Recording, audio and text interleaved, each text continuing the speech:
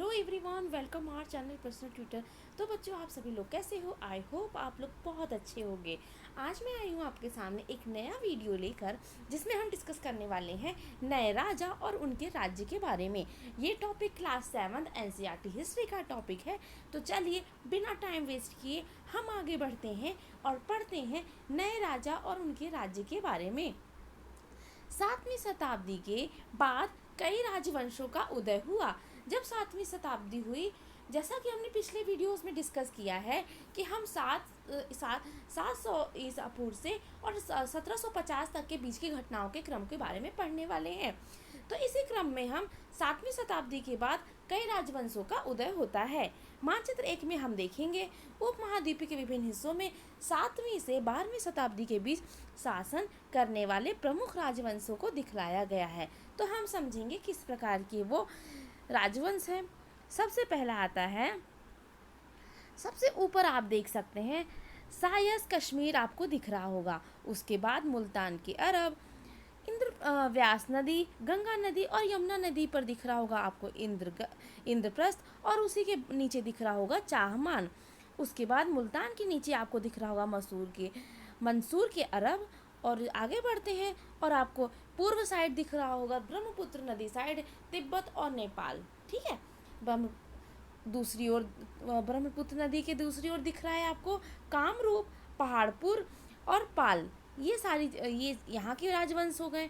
अब सेंट्रल के आते हैं यानी मध्य के आते हैं। तो चंबल नदी पर आपको चंबल नदी, यमुना नदी, गंगा नदी पर ये दिख रहे होंगे प्रयाग, बनारस, चंदेर, गुर्जर प्रतिहार, परमार, ये सारी आपको दिख रहे होंगे।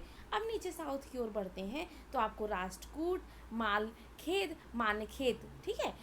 और पूर्वी साइड बढ़ते हैं जहाँ आपको दिखेगा कलिंग, उत्कल और पूर्वी चालुक, यानी जिसे वेंगी कहा जाता था। ठीक है, और सबसे साउथ में आपको दिखेगा पांड्य, चेर और चोल। ठीक है, ये कावेरी नदी के आसपास पांड्य, चेर और चोल का राजवंश का था। ये जो आपको डैश डैश लाइनें दिख रही हैं, ये परिवर्तनशील राजधानी सीमाएं के बारे में बता रही हैं।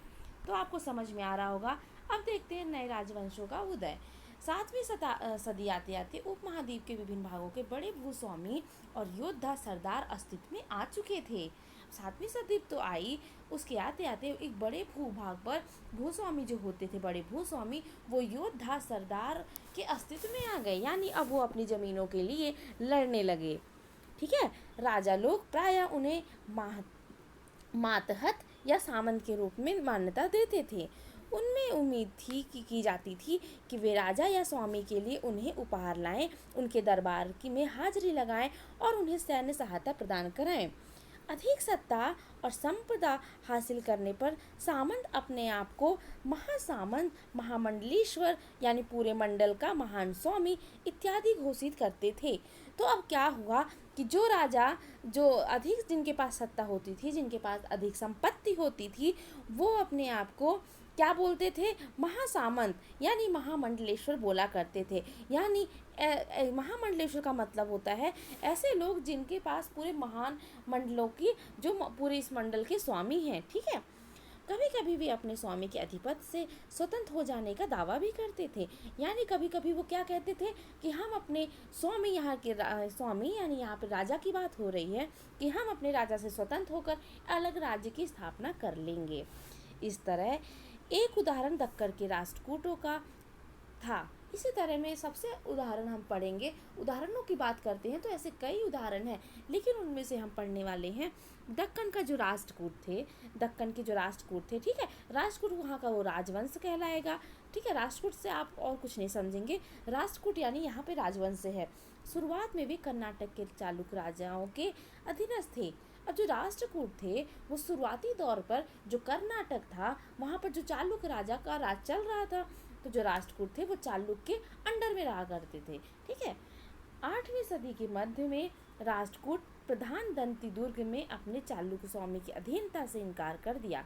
अब 8वीं सदी में आई और राष्ट्रकूटों ने क्या किया कि जो प्रधान दंती दुर्ग में उनके जो चालुक्य स्वामी थे, चालुक्य स्वामी यानी जो कर्नाटक के राजा, चालुक्य राजवंश चल रहा था कर्नाटक में, वहाँ के जो चालुक्य स्वामी थे यानी राजा थे, उनकी अधीनता से इनकार कर दिया, यानी बोल दिया हम तुम्हारे अंडर में अब नहीं रहेंगे। ठीक है बच्चों, सारी चीज़ें समझ में आ रही हैं? कोई भी डाउट हो रहा है तो आप कमेंट सेक्शन में ज़रूर लिख दें, मैं सारी चीज़ों को अच्छे से क्लियर कराऊंगी, आपको कोई भी डाउट नहीं होगा। वीडियो आपके लिए बहुत बेनिफिशियल है, इसको ध्यान से पढ़िए और सुनिए। और उसे हराया और हिरण्य गर्भ यानी शाब्दिक अर्थ होता है हिरण्य गर्भ का, सोने का गर्भ नामक एक अनुष्ठान कराया। ठीक है, हिरण्य गर्भ यानी क्या होता है, एक अनुष्ठान। जैसे आज हम कोई पूजा कराते हैं तो उसमें यज्ञ कराते हैं, तो वो एक अनुष्ठान होता है। उसी प्रकार इसने जब उसे हरा दिया, उससे स्वामी को किसने, राष्ट्रकूटों ने जब हरा दिया और उन्होंने हिरण्यगर्भ कराया, यानी एक महान अनुष्ठान कराया, यानी एक पूरा प्रोग्राम कराया। ठीक है, हिरण्यगर्भ कराया। जब यह अनुष्ठान ब्राह्मणों की सहायता से संपन्न किया जाता था तो यह माना जाता था कि इससे याजक जन्म क्षत्रिय न होते हुए भी क्षत्रिय के रूप में दोबारा क्षत्रित्व प्राप्त कर लेगा।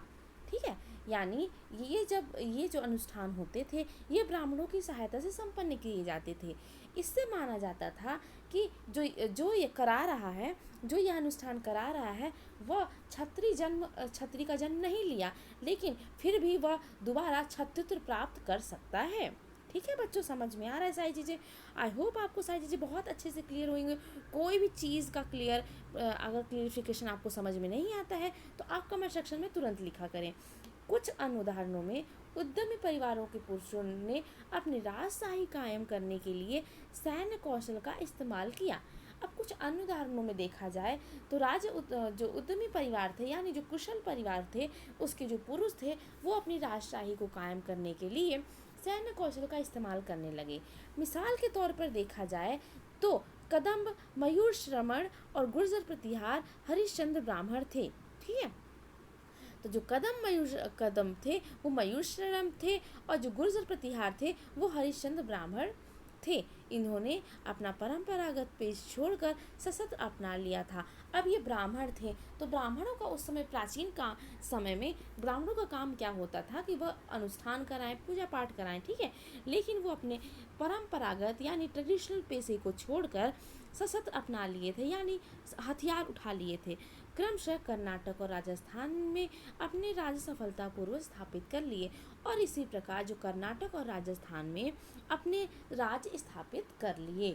तो इस प्रकार से हम देख सकते हैं किस प्रकार से, तो हमने देखा कि नए राजवंशों की स्थापना और उदय किन किन कारणों और किन किन तरह से हुई। ठीक है, कहाँ कहाँ पर हुई, हमने सारी चीज़ें ली कि पूरे प्राचीन भारत के डायग्राम मैप में हमने डिस्कस किया कि कौन कौन सी जगह पे जो राजवंश थे वो उदय हुए थे। ठीक है, सारी चीज़ें अच्छे से क्लियर हुई होंगी। कोई भी डाउट आता है तो आप ज़रूर से ज़रूर कमेंट सेक्शन में लिखिए। अब एक चित्र के बारे में डिस्कस करते हैं। ठीक है, ये चित्र आपको दिख रहा है, इस चित्र में आपको क्या दिख रहा है, एक मूर्ति जैसा कुछ दिख रहा है। तो पढ़ते हैं ये कहाँ के चित्र है।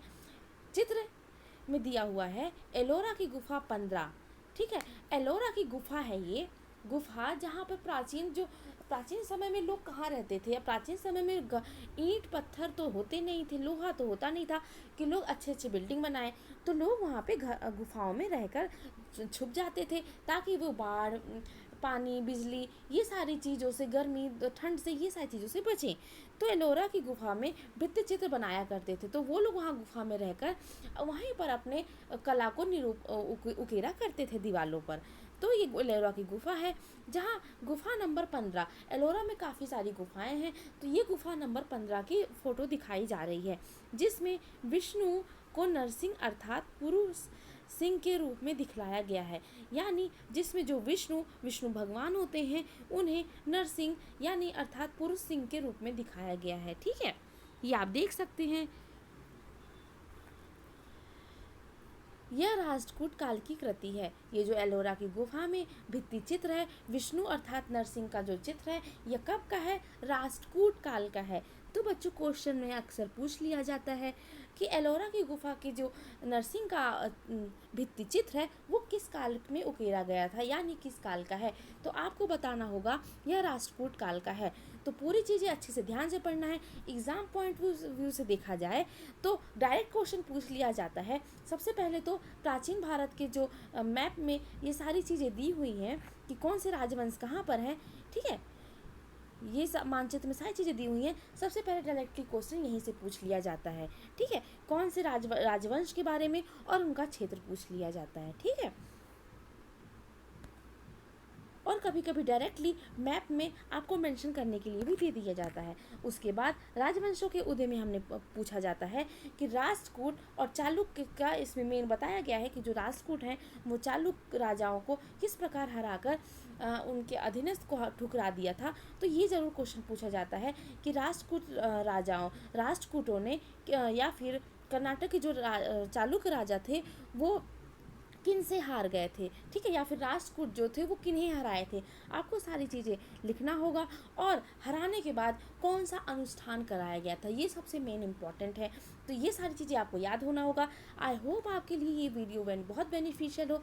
बहुत सारी इन्फॉर्मेशन है इसमें, आपको इसमें ध्यान से पढ़ना होगा, बहुत अच्छे से पढ़ना होगा और काफ़ी एकाग्र होकर पढ़ने की ज़रूरत होती है, ठीक है। ऐसी चीज़ों को हिस्ट्री जो सब्जेक्ट है उसको एकाग्र होकर ही पढ़ा जाए ताकि सारी चीज़ें बहुत अच्छे से क्लियर हो। वरना हिस्ट्री में कई सारी चीज़ें कंटेंट होते हैं जो आपको बाद में मिक्स मैच हो सकते हैं। तो आई होप आपको ये वीडियो पूरा समझ में आया होगा। वीडियो को अंत तक देखने के लिए आपका बहुत बहुत धन्यवाद।